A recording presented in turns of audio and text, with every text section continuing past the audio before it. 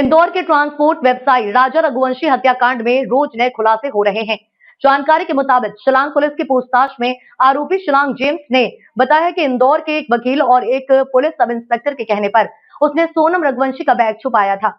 आने वाले दिनों में कथित वकील और पुलिस सब इंस्पेक्टर पर भी कार्रवाई हो सकती है। एक जानकारी हो रही है जिसके मुताबिक शिलांग जेम्स के रतलाम स्थित ससुराल से जो गहने बरामद हुए हैं उनमें 2 मंगलसूत्र भी हैं। एक मंगलसूत्र राजा रघुवंशी ने शादी के समय सोनम को पहनाया था। अब बाकी के 2 मंगलसूत्र पुलिस के लिए पहेली बने हुए हैं। कुल मिलाकर राजा रघुवंशी हत्याकांड दिन ब दिन और उलझता जा रहा है।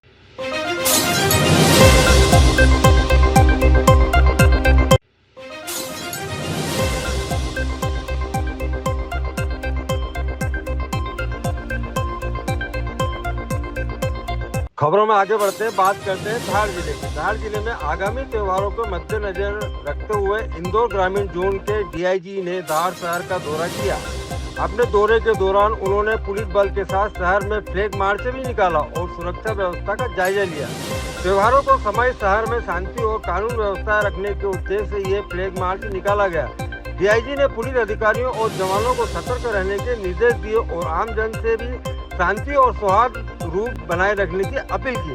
फ्लैग मार्च धार के प्रमुख इलाकों से होकर गुजरा, जिसमें बड़ी संख्या में पुलिस जवान शामिल रहे। इस दौरान डीआईजी ने स्थानीय प्रशासन और पुलिस अधिकारियों के साथ बैठक कर सुरक्षा व्यवस्था की समीक्षा की और संभावित संवेदनशील इलाकों की जानकारी भी ली।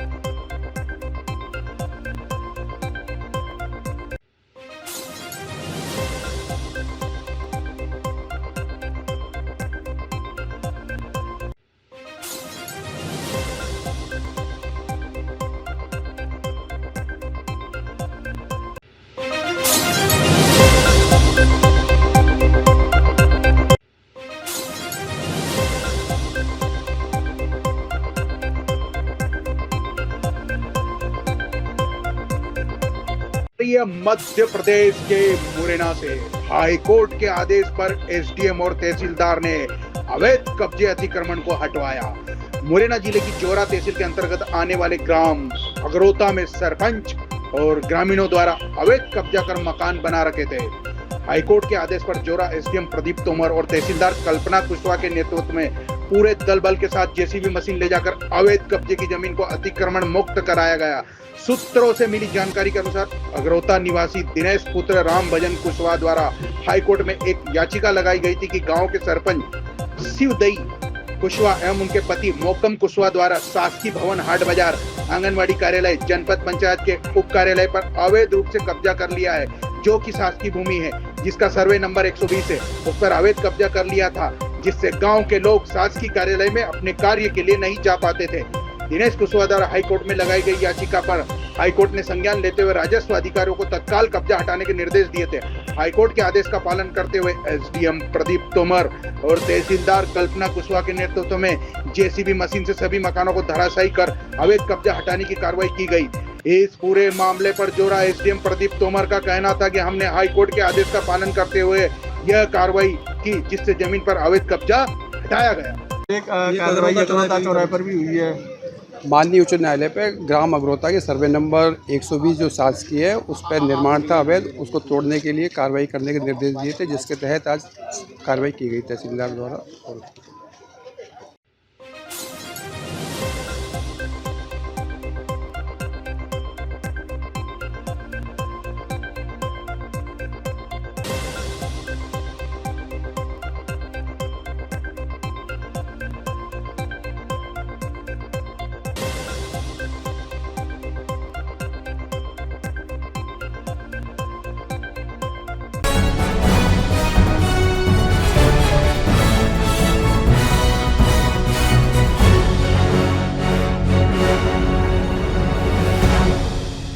धार के कलेक्ट्रेट कार्यालय में आज पुजारी संघ के द्वारा धरना प्रदर्शन और ज्ञापन दिया गया। पुजारी संघ आज झूले में ठाकुर जी की मूर्ति को साथ में लेकर कलेक्ट्रेट पहुंचे थे। यहां पर उन्होंने ठाकुर जी को विराजित कर जय राम श्री राम के भजन किया। तत्पश्चात हनुमान चालीसा का पाठ किया। धार कलेक्टर चूंकि आज बदनावर जनसुनवाई में गए थे, पुजारी संघ के पदाधिकारी की मांग थी कि मंदिरों की जमीनों की नीलामी की जा रही है, उस प्रक्रिया को रोका जाए। वह ज्ञापन धार कलेक्टर प्रियंका मिश्रा को ही सौंपेंगे। तहसीलदार दिनेश कुमार के ज्ञापन लेने के लिए पहुंचे। समझाइश भी दी गई, लेकिन पदाधिकारी ने ज्ञापन देने से मना कर दिया। लगभग 2 घंटे तक बरसते पानी में धार कलेक्टर के इंतजार में ठाकुर जी की मूर्ति जो झूले में विराजमान थी, उसके ऊपर छतरी लगाकर भजन कीर्तन करते पुजारी संघ ने कलेक्टर का इंतजार किया। 2 घंटे बाद धार कलेक्टर प्रियंका मिश्रा लगभग 3:45 पर ज्ञापन लेने पहुंचे। उन्होंने पहले पुजारी संघ की बातों को सुना और ठाकुर जी को प्रणाम किया। उन्होंने कहा कि मैं आपकी बात शासन तक पहुंचा दूंगा और जिला स्तरीय जो मुद्दे हैं उनके लिए आप मुझसे किसी भी वक्त और अभी भी बातचीत कर सकते हैं। तत्पश्चात ज्ञापन का वाचन किया गया। ज्ञापन में बताया गया कि मंदिरों के जमीनों की नीलामी की जाना है, उस प्रक्रिया को नहीं किया जाए। हम मांगने नहीं आए हैं, हमसे जो छीना जा रहा है उसके लिए अपनी बात रखने आए हैं। कलेक्टर प्रियंका मिश्रा ने पुजारी संघ की बात को धैर्य से सुना, ज्ञापन लिया और उन्होंने कहा कि जो ऐसी बातें हैं जो राज्य शासन से संबंधित है वह राज्य शासन तक धर्मस्व विभाग तक पहुंचा दी जाएगी। जिला स्तरीय विषयों को गंभीरता से विचार किया जाएगा। शासन के नियमों के अनुसार जो भी निर्णय किया जाएगा पुजारी हित को ध्यान में रखकर किया जाएगा। देखिए, यहाँ पर जो धार प्रशासन असंवैधानिक, असांस्कृतिक और अन्यायपूर्ण कार्रवाई कर रहा है, उसके विरोध में हम लोग यहाँ आए हैं। और ये जो भ्रम की स्थिति प्रशासन बना रहा है कि हम यहाँ कोई मांगे करने आए, हम ये कहने आए हैं कि हमसे हमारे अधिकार और भगवान की ज़मीन छीनकर उसकी बंदरबाट प्रशासन ना करे, क्योंकि ये जो कार्रवाई हो रही है धार जिले में, नीलामी की जो कार्रवाई हो रही है, ये असंवैधानिक है। माननीय सर्वोच्च न्यायालय राज्य शासन के नीलामी करने के अधिकार को अस्वीकार कर चुका है। राज्य शासन का स्वयं का आदेश है जो 22/4/23 का है कि पुजारी नीलामी की प्रक्रिया को प्रारंभ करेगा। कि उसी राज्य शासन का 2008 में 2 आदेश है कि प्रशासन जांच करे कि कितने प्राइवेट मंदिरों पर प्रबंधक कलेक्टर की अवैध प्रविष्टि हो चुकी है। सन 74 में जो कलेक्टर प्रबंधक की प्रविष्टि होना थी वो सिर्फ शासकीय मंदिरों पे होना थी, और वो शासकीय मंदिर पूरे मध्य प्रदेश में 450 से 500 है।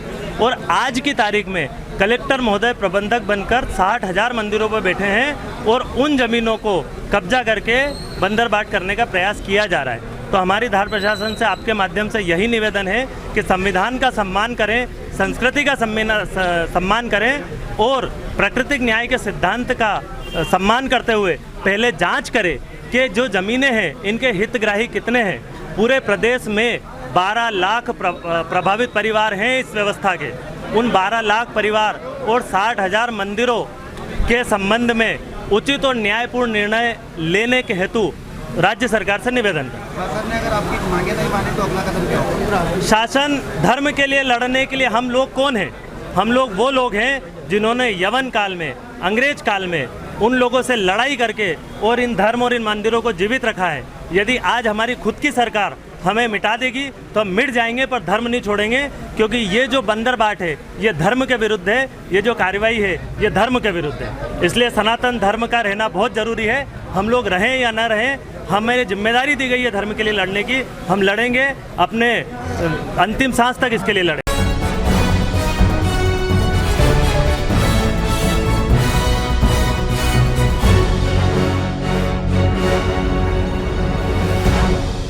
मुरैना ब्रेकिंग, हथियारों के दम पर अलापुर सरपंच राजकुमार की घर 1 करोड़ की डकैती। मुरैना जिले के जौरा थाना अंतर्गत लगातार चोरी की घटनाएं सामने आ रही हैं। आपको बता दें, आज जौरा के अलापुर गांव में अलापुर सरपंच राजकुमार यादव के घर हथियारों की नोक पर रात डकैती हो गई। अलापुर सरपंच राजकुमार यादव के द्वारा बताया गया है कि घर में 60 तोला सोना, 40 लाख से अधिक नकदी और 2 लाइसेंसी हथियारों को ले उड़े हैं बदमाश। वहीं उनके द्वारा बताया गया है कि 4 हथियारबंद बदमाश मुंह पर कपड़ा लगाकर आए थे और मेरी गर्दन पर बंदूक लगा दी और मेरे सामने पूरा माल भर कर ले गए। उसके बाद मुझे दूसरे कमरे में बंद कर दिया। वहीं घर में लगे सीसीटीवी और उसकी डीवीआर भी निकाल ले गए, जिसमें कोई सीसीटीवी सामने ना आ सके। जौरा में लगातार हो रही चोरी और डकैती कहीं ना कहीं जौरा पुलिस की कार्यशैली पर प्रश्न चिन्ह लगाती है। अभी कुछ दिन पहले जौरा MS रोड पर एक ही रात में 4 दुकानों में चोरी की घटना सामने आई थी, जिसको लेकर जोरा व्यापार मंडल ने थाने में धरना भी दिया था। वहीं मुरैना एसपी समीर सौरभ मौके पर पहुंचकर घटना से संबंधित सभी पहलुओं की जांच कर रहे हैं और उनके द्वारा बताया गया है घटना तो बड़ी हुई है, इससे पहले भी जो घटनाएं हुई हैं उनको भी क्रैक किया है और इस घटना को भी हम बहुत जल्द क्रैक कर लेंगे। बाहर के गेट की कुंडी खोल के किसी विध वो अंदर आए, मैं सो रहा था, मेरे कमरे में आए सीधे। आवाज़ ऐसी हुई तो मैंने उनसे कहा कौन है, नहीं मौला करूँगा करूँगा, नहीं बोला तो मैं यार बोल तो क्यों ना है। तो मैंने अपनी मोबाइल मोबाइल जैसे ही जलाओ फिर मेरे पे कट्टा लगा दो मुँह पे मेरे। तो एक आदमी ने वो इतनी बड़ी पाइप रिंची वो तान ली, बोले कि बिल्कुल शांत और नहीं मार देंगे। मैं बिल्कुल शांत खड़ा रहा, बोले कोने में खड़े हो जाओ। फिर पलंग के नीचे पूरा पलंग खंगारो, मैंने पूरी अलमारी खंगारी, तिजोरी टोली, पूरा जेवर और रुपया लेकर लेकर। कट्टा या बंदूक दोनों थी या क्या अड़ाया? कट्टा अड़ाया था, बंदूक हमारी चुरा ले गए, मेरे दोस्त की भी मौजर थी, उसको भी ले गए। माउजर बंदूक थी? कौन कौन सी बंदूक थी? माउजर मेरे दोस्त की थी, 12 बोर मेरी थी। कितना क्या माल गया हुआ है? 1 करोड़ से ऊपर का माल गया है। क्या क्या है उसमें? 60 तोला से ऊपर तो लगभग सोना था, 60 तोला से प्लस, और शेष नकदी। घर में सीसीटीवी वगैरह नहीं लगे थे, उनको भी तोड़ निकाल ले गए। वो आया है सीसीटीवी में नहीं आ पाया? निकाल ले गए ना सारे सिस्टम को। क्या बता रहे फरियादी, किस तरह से क्या हुआ? कल रात की जो फरियादी से चर्चा हुई है घटना के ऊपर, तो फरियादी के द्वारा बताया गया है कि लगभग 50 लाख से अधिक का कैश जो इन्होंने ज़मीन रजिस्ट्री के लिए रखा हुआ था, वो इनके कमरे से 4 नकाबपोश बदमाश आकर कट्टे की नोक पर इनसे लूट के ले गए। घटना के समय इनके घर में इनकी पत्नी और एक बेटा था। तो घटना के सभी तथ्यों पे हम लोग काफ़ी डिटेल से जांच कर रहे हैं। सुबह में डॉग स्क्वाड की टीम भी आकर विज़िट की है, फिंगरप्रिंट की टीम भी यहाँ पर विज़िट कर रही है, साइबर की टीम्स भी लगी हुई हैं। नो डाउट घटना बड़ी है और इस पे पूरी मशक्क़त के साथ मुरैना पुलिस लगी है। मुझे पूरी उम्मीद है कि बहुत जल्दी इस केस को हम लोग क्रैक करेंगे। लगातार सर घटना हो रही है इस प्रकार की? घटनाएं हुई हैं और सभी घटनाएं क्रैक भी हुई हैं। ये घटना भी क्रैक होगी, बहुत जल्दी क्रैक होगी।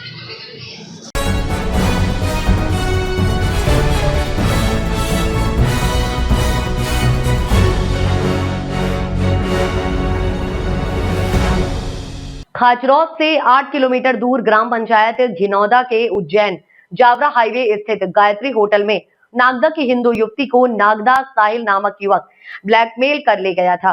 साहिल वीडियो फोटो वायरल और जहर खाने की धमकी देकर लगातार युवती को ब्लैकमेल कर दुष्कर्म की घटना को अंजाम दे रहा था। युवती के बयान के अनुसार होटल में साहिल की इतनी तगड़ी सेटिंग थी कि युवती के विरोध के बाद भी होटल संचालक ने ना तो युवती को युवक के चंगुल से बचाया और ना ही खाचरोद पुलिस को सूचना दी।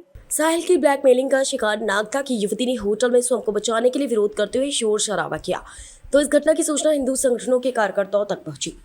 नागदा के बजरंग दल के कार्यकर्ताओं ने होटल पहुंचकर युवती को युवक के चंगुल से छुटाकर खाचरौद पुलिस को सूचना दी। पुलिस युवती की शिकायत पर साहिल के खिलाफ रिपोर्ट दर्ज करते हुए मामले की जांच शुरू कर दी है। पुलिस ने होटल संचालक पर भी कार्रवाई की बात कही है। बताया जा रहा है कि होटल में इस तरह के अनैतिक कार्य लंबे समय से चल रहे थे। इस तरह का मामला उजागर होने के बाद अब जांच का विषय है कि क्षेत्र में इस तरह कितने और होटल और कैफे हैं जो बिना आईडी प्रूफ वेरिफिकेशन के युवक युवतियों को बना देते हैं, उनका रिकॉर्ड भी उपलब्ध होता है या नहीं। वहाँ पे एक विधर्मी जो अपनी हिंदू बहन को लेके जा रहा था और वहाँ पे गलत दुष्कर्म करने के लिए, तो हम लोगों ने जाके वहाँ पे होटल पे छापा मारा और उस विधर्मी को पकड़ा और लड़की से पूछा, तो लड़की से पूछा तो उन्होंने बोला कि मुझे ब्लैकमेल करके यहाँ पे लेके आया। और उसके बाद में हमने खाचरौद थाने पे सूचना करी और उसके बाद में उसको विधर्मी को यहाँ पर लेके आया। क्या कार्रवाई पुलिस द्वारा की गई है? अभी पुलिस द्वारा अभी FIR हुई है उसके ऊपर और हम ये चाहते हैं कि होटल मालिक पे कार्रवाई हो और ऐसे विधर्मियों को होटल दे रहे हैं चलाने के लिए, क्योंकि हमें पता चला है कि होटल जो संचालित कर रहा है वो भी मुस्लिम है, तो हम उस पर कड़ी से कड़ी कार्रवाई चाहते हैं और होटल सील करने की मांग करते हैं। आप ये बताइए, जब आप उस होटल पे गए थे तो वहाँ पे किसी रजिस्टर के अंदर उन बच्चों का कोई डाटा कलेक्शन था? होटल में कोई डाटा कुछ भी नहीं था। डायरेक्ट फोन पे आधार कार्ड जा रहे थे और पता चला कि उस चाचे का जो होटल है और उसके पास में उसका आधार कार्ड हमेशा वहीं पे रहता है, मतलब वहाँ का रेगुलर कस्टमर है। मतलब ये होटलें काय के लिए चल रही है? होटलें हमारी बहन बेटियों को करने के लिए चल रहा है क्या? ये सर जो भी दुष्म कर्म कर रहे हैं ये लोग। आपका आगामी क्या रहेगा इसके? हमारा यही रहेगा कि जल्द से जल्द उस होटल को सील करा जाए। अगर वो होटल सील नहीं हुई तो खाचोत थाना घेर देंगे हम सब, पूरा हिंदू समाज मिलके। और जितने भी होटलें चल रही है सब पे कार्रवाई होनी चाहिए, सबकी जांच की जाए। महीने के अंदर कई ऐसे मामले सामने आए हैं। इंदौर का अनवर डकैत वाला मामला, जो फंडिंग करता था, स्पेशल फंडिंग, बहुसंख्यक हिंदू समाज के खिलाफ षड्यंत्र कर रहा है, स्पेशल फंडिंग कर रहा है। और 14, 15 साल की लड़कियां इनका टारगेट रहती है। कम से कम नाबालिग हिंदू बच्चियों को जब से इनका माइंड वॉश करना चालू करते हैं, जब तक वो बालिग नहीं हो जाती। हम प्रशासन को, शासन को कई बार से आग्रह कर चुके हैं। बिछोड़ोद में कांड हुआ, नागदा में कांड हुआ, ब्लैकमेलिंग का कांड अभी खाचरोद में भी एक लड़का जो नागदा में पकड़ा है वो खाचरोद का पकड़ाया। उसके पहले भी यहाँ की खाचरोद की लड़की का एक बहुत बड़ा मामला हुआ था, जिसमें लड़की का नाबालिग 14 साल की 15 साल की उम्र से ही उसको इस्लाम की ट्रेनिंग दी। उसके सारे दस्तावेज बरामद हुए, वो लड़की आज तक बरामद नहीं हुई।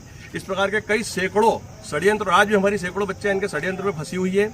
ये लोग एक प्रोफेसर और एक सीधे साधे आदमी को उसका माइंड वॉश करके उसके शरीर पे बम बांध के उसको उड़ने की ट्रेनिंग, उसका इतना माइंड वॉश कर सकते हैं तो छोटी छोटी बच्चों का माइंड वॉश कर सकते हैं। और इसी प्रकार, लेकिन शासन और प्रशासन सोया हुआ है, शासन भी नींद से नहीं जाग रहा है। लव जिहाद के खिलाफ कानून बना ना काफ़ी है। जब तक इसके खिलाफ कड़ा कानून नहीं बनेगा, माँ बाप को जब तक इजाज़त नहीं होगी एफआईआर करने की, अभी लव जिहाद के मामले में लड़की एफआईआर कर सकती है, तो जब तक इस कानून में संशोधन नहीं होगा, कड़ा कानून नहीं बनेगा, इन लोगों की संपत्तियों पे बुलडोजर नहीं चलेगा। मध्य प्रदेश का मामला में माफी चाहता हूँ। मध्य प्रदेश में इस मामले में ढीलापन हो रहा है। जिस प्रकार की यूपी में योगी जी कार्रवाई करते हैं, जिस प्रकार की आसाम में हेमंत बिस्वा शर्मा कर रहे हैं, उस कार्यवाही के मुकाबले विधर्मियों के खिलाफ शून्य कार्रवाई यहाँ मध्य प्रदेश में हो रही है। और जब तक इनके खिलाफ कड़ी कार्रवाई, सख्त एक्शन नहीं होगा, किसी प्रकार का इसमें सुधार होगा नहीं। ऐसे मामले रोज सामने आएंगे और हिंदू समाज रोज अपमानित होता रहेगा।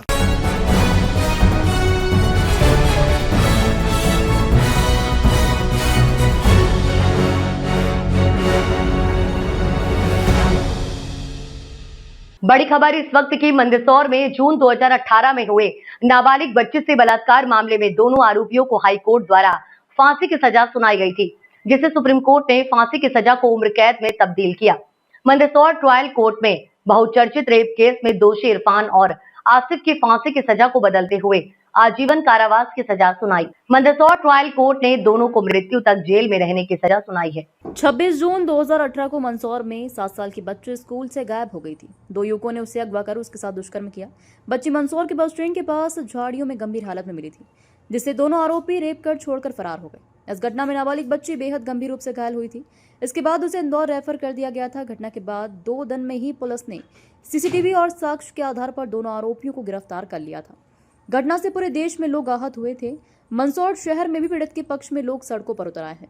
इस मामले को स्वयं तत्कालीन मुख्यमंत्री ने गहरा दुख जताते हुए सख्त कार्रवाई की बात कही थी। मामले को फास्ट ट्रैक कोर्ट में ट्रायल चलाने का आदेश दिया था, जिसके बाद मंदसौर जिला कोर्ट ने 55 दिन में दोनों आरोपियों को फांसी की सजा सुनाई थी। इस फैसले पर हाई कोर्ट ने भी सजा को बरकरार रखा था। केस को दोषियों द्वारा सुप्रीम कोर्ट में अपील की गई थी। सुनवाई के दौरान डीएनए और फोरेंसिक तथ्यों पर सवाल उठाए गए थे। कोर्ट ने इस आधार पर दोबारा ट्रायल के लिए अनुमति दी। इस बार आरोपियों को उनके आचरण और अन्य तथ्यों को ध्यान में रखते हुए फांसी की सजा कम करते हुए आजीवन कारावास की सजा सुनाई है। हुआ है, देखिए घटना ऐसी है कि दिनांक 26 से 18 को 5 साढ़े 5 बजे की घटना है। जो अभियुक्त गण है इसमें इरफान और आसिफ, इन दोनों ने पीड़िता को स्कूल से अगवा किया था और जंगल में ले जाकर उसके साथ में सामूहिक बलात्कार की घटना कारित की थी। जब ये चालान न्यायालय में पेश हुआ, हम अभियोजन ने उसमें विटनेसेस कराए और उस आधार पर दोनों अभियुक्तगण को माननीय न्यायालय द्वारा फांसी की सजा सुनाई गई थी। जब बचाव पक्ष हाई कोर्ट गया, अपील की, तो वहां पर भी हाई कोर्ट ने उस केस को मेंटेन रखा और फांसी की सजा ही उन्होंने निर्धारित की। उसके बाद जब सुप्रीम कोर्ट गया, डिफेंस ने सुप्रीम कोर्ट में अपील की, तो सुप्रीम कोर्ट से दिनांक 22 जनवरी 2025 को माननीय जो उच्चतम न्यायालय है, वहां से इस दिशा निर्देश के साथ वो प्रकरण वापस आया कि इसमें डीएनए के संबंध में जो एक्सपर्ट है उनके बयान कराया जाना चाहिए। जब वो यहाँ आया तो हम लोगों ने एक्सपर्ट को न्यायालय में बुलाकर उनके साक्ष्य कराई गई और उसके बाद में आरोप जो मुलजिम बयान होते हैं वो हुए हैं और आर्ग्यूमेंट हुई। उसके बाद में इन दोनों को कल एक फैसला हुआ, फांसी की सजा न देते हुए न्यायालय द्वारा उनको आजीवन कारावास, जिसका अर्थ हम बता सकते हैं उसमें कि शेष प्राकृतिक जीवन है उनका, वहां तक उनको आजीवन कारावास की सजा हुई है। कौन सी कोर्ट? यहाँ मंदसौर के विशेष न्यायाधीश महोदय पॉक्सो एक्ट का जजमेंट था जो कल पारित किया है और दोनों अभियुक्तों को शेष प्राकृतिक जीवन काल तक आजीवन कारावास की सजा सुनाई गई। और आगे इस मामले में क्या किया जाएगा? आगे प्रोसिक्यूशन अपील करेगा इसमें और फांसी की सजा की मांग करेगा। आपका नाम? विशेष लोक अभियोजक श्रीमती दीप्ति कनार से नाम है।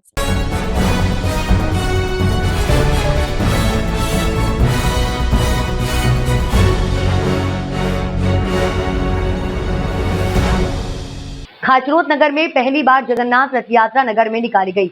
यात्रा का आयोजन इस्कॉन मंदिर उज्जैन की ओर से किया गया, जहां नगर में काफी संख्या में लोग पहुंचे। यात्रा खाचरोद के नीलकंठेश्वर मंदिर पुराने बस स्टैंड से शुरू होकर नगर में भ्रमण पर निकली, जिसमें नगर पालिका अध्यक्ष गोविंद भरावा, जनपद अध्यक्ष पृथ्वीराज सिंह पवार सहित कई गणमान्य लोग पहुंचे थे, जिन्होंने भगवान जगन्नाथ रथ के दर्शन कर आरती में सम्मिलित हुए।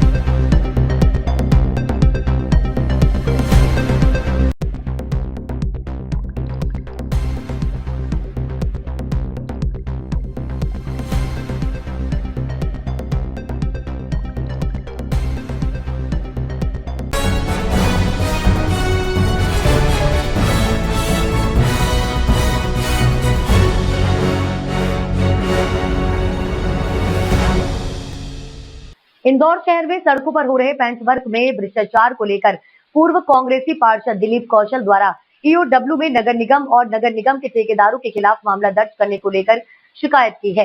इंदौर कांग्रेस ने शहर की सड़कों पर किए पैंचवर्क पर सवाल खड़े कर भ्रष्टाचार का आरोप लगाया है।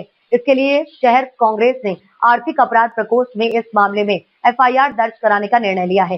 कांग्रेस ने आरोप लगाया है कि सड़कों के पैंचवर्क में घटिया सामग्री का उपयोग किया गया और इसमें बड़े पैमाने पर भ्रष्टाचार हुआ है। पार्टी ने मांग की है कि इस मामले में दोषियों के खिलाफ कार्रवाई की जाए और ईओडब्ल्यू में एफआईआर दर्ज की जाए। पूर्व पार्षद दिलीप कौशल ने इस मामले में जल्द कार्रवाई की मांग की है। ईओडब्ल्यू के पुलिस अधीक्षक ने इस मामले में जांच करवाकर कार्रवाई का आश्वासन दिया है। अब देखना यह है कि आर्थिक अपराध प्रकोष्ठ इस मामले में क्या कार्यवाही करती है और दोषियों के खिलाफ क्या कदम उठाए जाते हैं। निगम होश में आओ, होश में आओ, होश में आओ। भ्रष्टाचार बंद करो, बंद करो, बंद करो।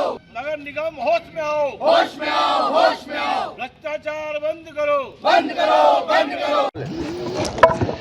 ईओडब्ल्यू को लेकर हम आज शिकायत आए हैं। कहाँ की शिकायत है, किस प्रकार की शिकायत है? पिछले दिनों नगर निगम ने जो पेचवर्क पूरे शहर में टेंडर दिया, टेंडर एक ही फर्म को ओबलाइज करने के लिए सारी शर्तें प्लान कर उसको टेंडर दे दिया गया, करोड़ों रुपए का। आज शहर में कैसा कार्य हुआ, पेचवर्क कैसा हुआ, सीमेंटीकरण पे पेचवर्क हो गया है ना।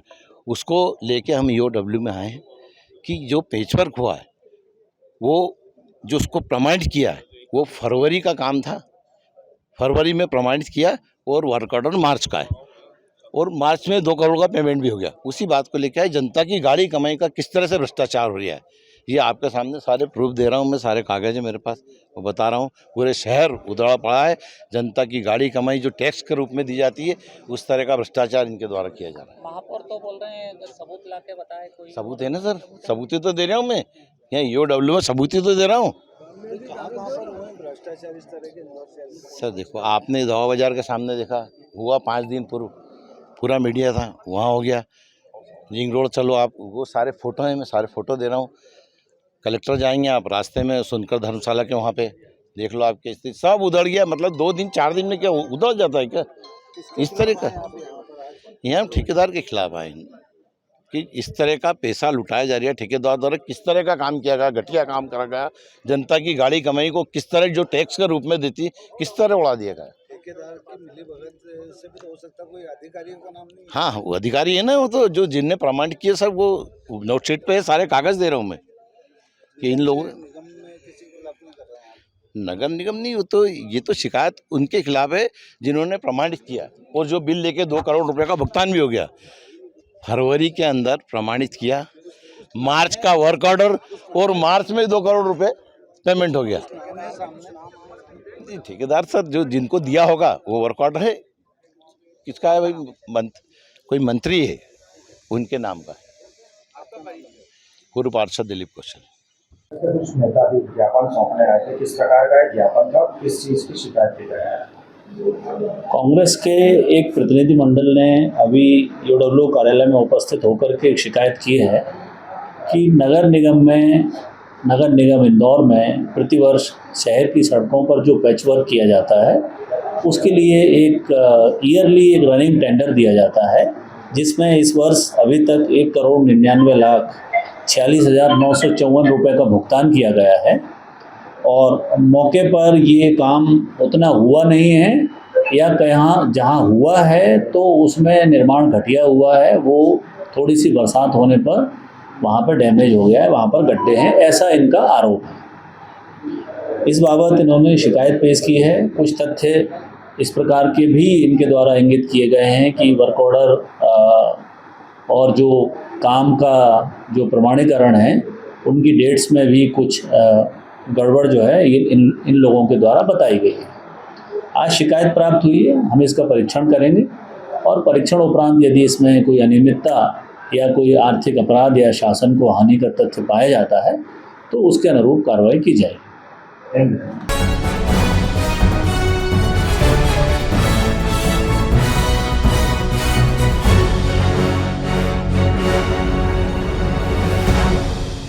धार जिले के धर्मपुरी क्षेत्र के ग्राम डोल की सैकड़ों महिलाओं ने कार्यालय पहुंचकर गांव में शराबबंदी को लेकर कलेक्टर के नाम ज्ञापन सौंपा। ज्ञापन सौंपकर महिलाओं ने मांग की कि गांव में अवैध रूप से बिक रही महुआ कच्ची शराब की बिक्री पर तुरंत रोक लगाई जाए। महिलाओं ने बताया कि गांव में कई स्थानों पर अवैध शराब बेची जा रही है, इससे गांव के युवा शराब के आदी हो रहे हैं। गांव व घरों में आए दिन झगड़े करते रहते हैं, मजदूरी के पैसे शराब में खर्च हो रहे हैं, बच्चों और पतियों की आदतें बिगड़ रही हैं, परिवार में अशांति छाई रहती है। महिलाओं ने ज्ञापन सौंपकर मांग की है कि अवैध शराब बिक्री पर रोक लगाकर शराबबंदी की जाए, अन्यथा आंदोलन किया जाएगा। ज्ञापन के दौरान महिलाओं को करीब 1 घंटा इंतजार करना पड़ा। क्या नाम है आपका? रुक्मणी पटेल। आज आप आपका ऑफिस है, क्या? हमारा छोटा सा ग्राम है और दारू की दुकान यहाँ बहुत होगी। बच्चा बहुत बिगड़ है, छोटे से छोटे बच्चे शराब पीने लग गए और महिलाओं को बहुत तकलीफ देते हैं। बहुत तकलीफ हो रही, गांव बहुत बिगड़ रहा है, बच्चे बिगड़ रहे हैं, छोरा छोरियों का संबंध नहीं हो रहा है, इसलिए हम आवेदन देने के लिए आए हैं। क्या मांगे आपकी? हमारी वहाँ की कि कच्ची पक्की दारू या सब बंद हो और हमारा गांव में दारू बिकना नहीं चाहिए। पहले नहीं करे, अब आए हैं, अब ज्यादा बिगड़ गए गाँव तो अब आए हैं। क्या नाम है? महेश पटेल, उप सरपंच ग्राम पंचायत पंधनिया। आज आप आपका जी, हमारे गांव डोल की समस्त नारी शक्तियों ने संकल्प लिया है कि हमारे गांव में जो अवैध रूप से दुकानें संचालित हो रही है, जिसमें महुआ दुकानें भी है, कच्ची पक्की दुकानें अधिक हो गई है, गांव के युवा बिगड़ रहे हैं, आए दिन गांव में झगड़े करते हैं, घर में विवाद करते रहते हैं और उनकी आदतें बिगड़ती जा रही है। इसलिए हम यहाँ आबकारी विभाग में आवेदन देने आए हैं। हम 1 घंटे से आए हुए हैं, मैडम से निवेदन किया हमने कि मैडम आपको आवेदन देना है। मैडम कहीं के बाहर है, मैडम से बात की थी, मैडम ने ऑफिस में बात की और यहाँ के कर्मचारियों ने आवेदन लिया हुआ है। हम ये चाहते हैं कि पूरी तरह से हमारे गांव में शराबबंदी होना चाहिए। हमारे ढोल की सीमा में कहीं भी शराब बिक्री न होना। यदि नहीं होती तो हम चरणबद्ध आंदोलन करेंगे, हम मुख्यमंत्री जी से मिलेंगे और पूरी तरह से गांव में शराबबंदी बंद करवाएंगे।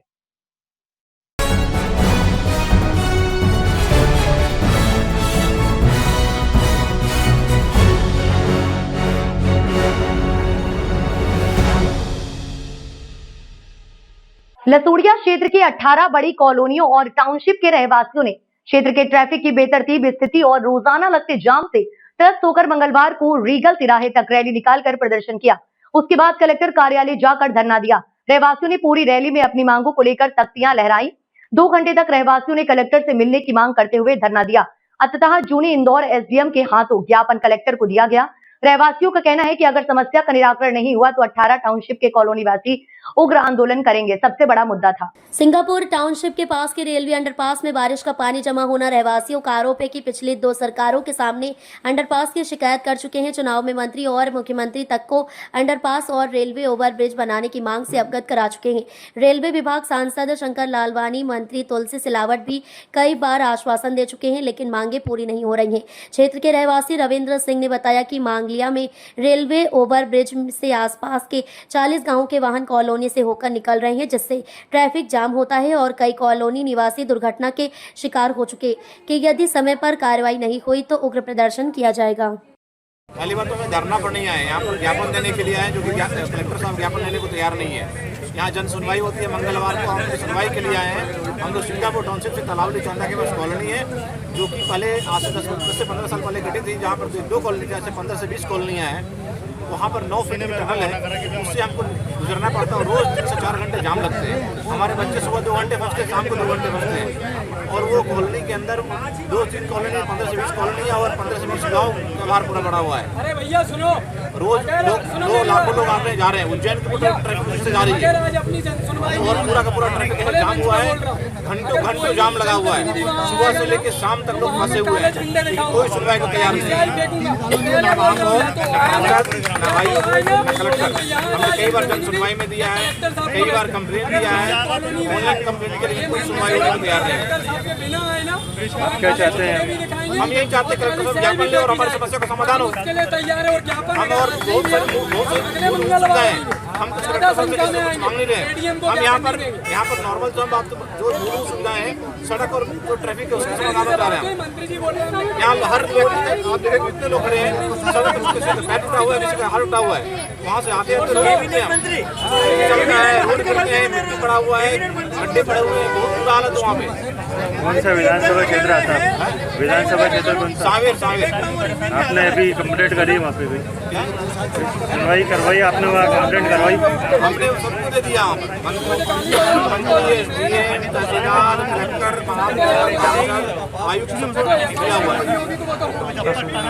और कुछ बोलो तो एफआईआर हो जाती है। आपका मेरा नाम पंकज शर्मा, सिंगापुर टाउनशिप है। मामला आपका ये मामला ये है कि इंदौर में जो ट्रैफिक समस्या हो रही है, खासकर जो हमारे हिस्से में है सिंगापुर टाउनशिप में, हमारा एक 9 फीट का टनल है, उसी से पूरा आवागमन है हमारा। उसमें से 2 कारें एक साथ नहीं निकल सकती। और आज स्थिति ये है, हमारे बच्चे सुबह स्कूल जाते हैं तो जब दिन में कब आएंगे घर, हमें यही ठिकाना नहीं रहता। जो बच्चे 3 बजे घर आ जाते थे वो आजकल 5, साढ़े 5, 6 बजे तक आ रहे हैं। बच्चे बीमार हो रहे हैं, 3 लोग मर चुके हैं। ये पूरी रिपोर्टिंग मीडिया में ऑलरेडी है। ठीक है ना, हमारा आरओबी जो था, जो बन रहा है मांगलिया में, उसके कारण अस्थायी रूप से उस रोड को बंद कर दिया गया, जिसके कारण से पूरा जो सावेर का लोड है वो हमारे यहाँ पे पड़ चुका है। अब स्थिति ये बन चुकी है कि रोज 45 मिनट 2-2 घंटे का जाम में हम फंसे रह रहेंगे, ना हमारी कोई सुनवाई हो रही है। हम ऑलरेडी ये समस्या कम से कम पिछले 8 से 10 सालों से फेस कर रहे हैं। इसके बार कई बार हम आंदोलन भी कर चुके हैं, कई बार ज्ञापन भी दे चुके हैं कलेक्टर साहब को, मंत्री महोदय को दे चुके हैं, इसके अलावा महापौर तक के यहाँ दे चुके हैं, लेकिन अभी तक कोई सुनवाई नहीं हो रही। उन्होंने हमें सिर्फ इस क्षेत्र में मरने के लिए छोड़ दिया है। बस सिर्फ फोन करते हैं, आ जाइए, मिल लीजिए, यहाँ आ जाए। कलेक्टर साहब हम पिछले 30 किलोमीटर से आए, पिछले 3-4 घंटे से यहाँ बैठे हुए, मात्र शक्तियाँ भूखी बैठी हुई है, लेकिन उन्हें कोई चिंता नहीं। वो 30 मीटर अंदर से अपनी टेबल से नहीं उठ पा रहे हैं। क्या यही लोकतंत्र है क्या इस देश में? और हमारी समस्या कौन सुनेगा? अगर हम इनके पास नहीं आएंगे तो कहाँ जाए फिर हम? आप क्या चाहते हैं? हम चाहते हैं कि ये ट्रैफिक व्यवस्था सुचारू हो। जो एक टनल इन्होंने बंद कर रखा है वो रेलवे वाला वो टनल चालू करे त्वरित रूप से और इसकी जवाबदेही हो। अभी तक क्या जवाबदेही नहीं होती तो भाग रहे हैं ये लोगों ने अपनी चीज़ों से। और अगर ये आंदोलन आज सिर्फ 200-300 लोग आए हैं, ये प्रशासन सुन ले अपना, और कलेक्टर महोदय आप भी सुन लीजिए अपनी टेबल पे जो बैठे हुए हैं। अभी हमने सिर्फ यहाँ पे 200-500 लोग इकट्ठा हुए हैं, आगे चल के 5000 भी होंगे। और अगर हम देवास नाके से मांगलिया तक एबी रोड पे अगर चक्का जाम करेंगे, अगर कुछ भी होता है तो इसके जिम्मेदार आप स्वयं होंगे, प्रशासन इसका जिम्मेदार होगा। आपका शुभ नाम? आप जो प्रदेश के मुख्यमंत्री हैं डॉक्टर मोहन यादव जी, उनसे आप क्या चाहते हैं? कि हम सिर्फ चाहते हैं हमारी समस्याओं का समाधान हो, ट्रैफिक व्यवस्था अच्छी हो। और जहाँ पे लोग मर रहे हैं, 3 लोग मर चुके हैं अभी, और जो लोग जिनके एक बच्चे, ये देखिए एक जो है भैया वो अंकल का चले गए, ये रहे अशोक अंकल है, इनके बालक का भी कुछ दिनों पहले दुर्घटना में एक्सीडेंट हुआ था, ठीक है ना। अब ये सोच रहे हैं सिर्फ सड़कें खराब है इस कारण से हुआ। हम सिर्फ चाहते हैं वहाँ पे जो पूरा देवास नाके तक हमारी समस्या का समाधान हो, ट्रैफिक रूप से सुचारू रूप से चालू हो और एम्बुलेंस को निकलने की व्यवस्था हो। अभी एम्बुलेंस में आपका परिचय? हेमंत पीला मेरा नाम है, सुपर सिटी राबड़ी में निवासी।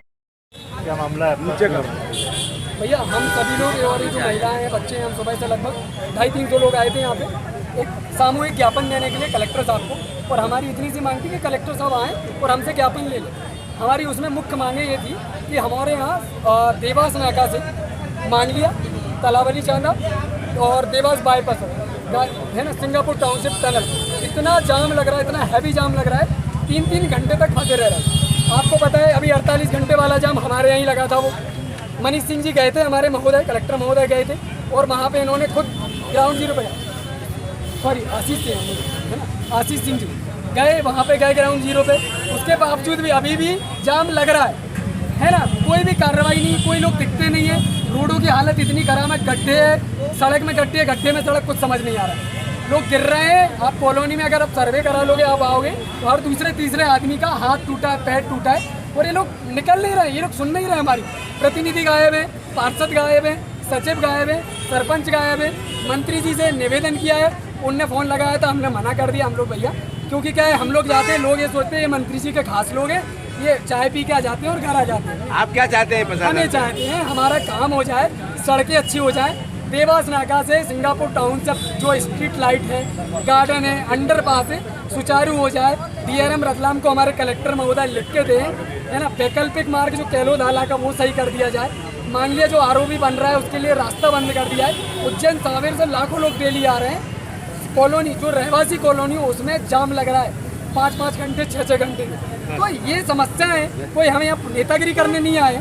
इतना सुन लें, आवेदन ले लें, हमें भी जाने दें और आप भी भरी हूँ। आपका परिचय? मैं आशीष साहू, सिंगापुर टाउनशिप।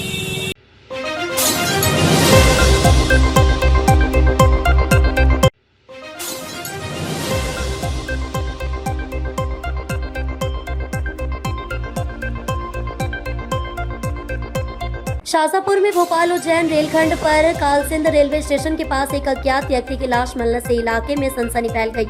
उसके शरीर के अंग कटे मिले हैं। ऐसा प्रतीत होता है कि वह ट्रेन से कटा होगा। सूचना मिलने पर बेरछा पुलिस मौके पर पहुंची और शव को जिला अस्पताल भेजा गया है। मामले में बेरछा पुलिस जांच कर रही है। लाश को लेकर आए, उनका कहना है कि शायद इसकी वहाँ पर ट्रेन से गिरने से या ट्रेन एक्सीडेंट के कारण हुई। अभी अज्ञात है, उसके परिजन से बातचीत हुई है शायद बिहार से, तो उनसे बात हो गई। अभी जो लाश है उसको पोस्टमार्टम के लिए मोर्चरी में रखवा दिया गया है। परिजनों के आने पर उसका पोस्टमार्टम कर दिया जाएगा। किस जगह का मामला, कौन से स्थान पर? बेरछा के आसपास का बता रहे, काली सिंह के आसपास कहीं जगह बता रहे, काली सिंह और बेरछा के बीच में।